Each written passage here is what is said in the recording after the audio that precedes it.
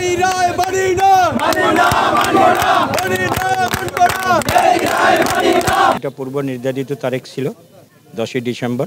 থাকার পরে আমরা খাওয়ার টেবিলে ওরা অতর্কিতভাবে এই যে নান্টু বাহিনী বর্তমানে বিএনপির যুগ্ম আহ্বায়ক সখীপুর থানার আর বুলুমালতে ছিল আওয়ামী লীগের সংগঠনের সাথে জড়িত।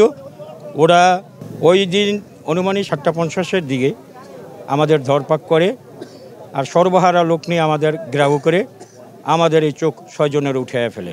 উঠানোর পরে আজকে প্রায় 33 বছর হলো করে আসতেছি যাইতেছি। আমরা এই মাসের 5 তারিখে জানলাম নান্টু সবাই বেকসুর খালাস। রাজনৈতিকভাবে এটা খালাস দিছে।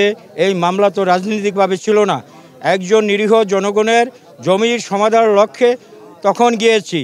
এখনও তো মানুষ আমাদের কাছে আছে, যতটুকু পারি ততটুকুভাবে ন্যায়ভাবে কাজ করি।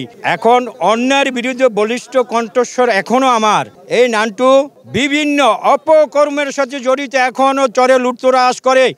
কি বাজে আলোচিত মামলার প্রধান আসামি খালাস পায়। এই চরকুমারী এবং শরীয়তপুরবাসীর কাছে আমার দাবি, আজকে মানববন্ধন হচ্ছে, আপনারা চতুর্দিকে দেখেন মানুষের ঢল কি বাজে নেমে এসেছে। আজকে আমরা ন্যায় বিচারের জন্য আমার ছেলে সন্তান যারা ভুক্তভোগী আজকে তারও উপস্থিত। আমি জন্মন্ধ ছিলাম না, আমি তো লেখাপড়া করেছি। আমি আমার পরিবারের ওই 10ই ডিসেম্বরে 10 তারিখে কালো মেঘের ছেয়ে নেমে এসেছে। আজকে আমি দৃষ্টিহারা একজন প্রতিবন্ধী, আমি তো এরকম ছিলাম না। আপনাদের মাধ্যমে সরকারের কাছে বিনীতভাবে অনুরোধ জানাচ্ছি, আমাদের এই ন্যায় বিচার যেহেতু আমরা পুনরায় পাই, আপনাদের মাধ্যমে আমি দাবি করছি। এটা যেভাবে রাজনৈতিক প্রেক্ষাপটে ঢুকায় মামলাটা বাদ দেওয়া হয়েছে বা খারিজ করা হয়েছে, তো আমাদের জীবনের উপর দিয়ে যে কোনো সময় যে কোনো কিছু যাইতে পারে। এতে আমরা সবাই অন্ততপক্ষে আমাদের জীবন নিয়ে হুমকির মুখে আসছি।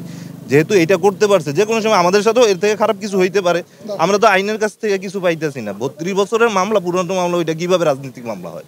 উনি বিভিন্ন বড় ধরনের একজন চাঁদাবাজ। এটা আপনারা বিভিন্ন ওই সময়ের পত্রপত্রিকা দেখলে, ওটা ওই সময়ে রেডিওতে নিউজ হয়েছিল। ওই সময় আমাদের চাওয়া হচ্ছে একটাই, মামলাটাকে পুনরায় মহামান্য আদালত উজ্জীবিত করে দৃষ্টান্তমূলক শাস্তি দেওয়া হোক তাকে।